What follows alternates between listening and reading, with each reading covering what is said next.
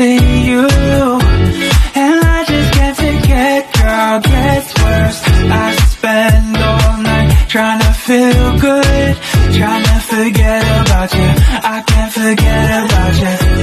Oh, Hi guys! For today's video, ako nga pala si Nana Roquetera. Sa mga hindi nakakilala sa akin, ako ay tamad mag-upload ng video, char. So ako ay nandito sa Saudi Arabia at nagtatrabaho bilang isang katulong all around, lahat na kung anong pwedeng pagawa, char. For today's video, gagawa tayo ng saging na may sago, na may twist, char.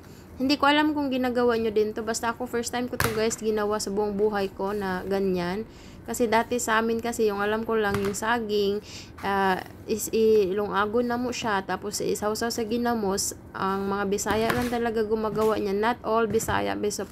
Pero part sa amin is yung saging sinasawsaw po siya sa ginamos. Or kaya pinafry or kaya yung maruya.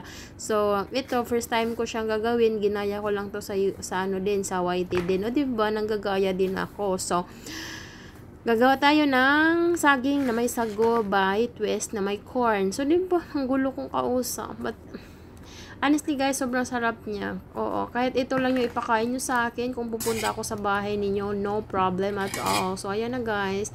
Lumambot na yun. Medyo lumambot na yung sago ko. Pagkatapos dyan, ilagay ko na yung saging and then, simpleng-simple lang talaga yung paggawa nito. Pwede mo nga itong pikit-pikitan lang tapos may merienda ka na.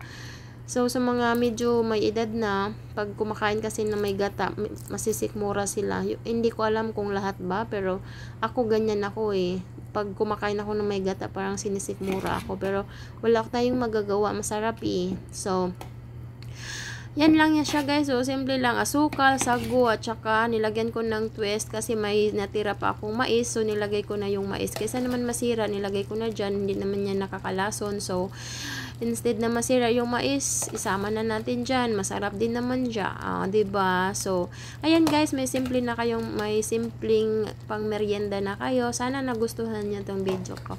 Char, actually madali lang talaga siyang lutuin. Pero wala lang, binidyo ko lang siya. Wala akong magagawa wala na akong mabidyo. Tapos yun guys, maraming salamat sa lahat ng sumusuporta sa akin. God bless everyone and hope to see you again in my next video.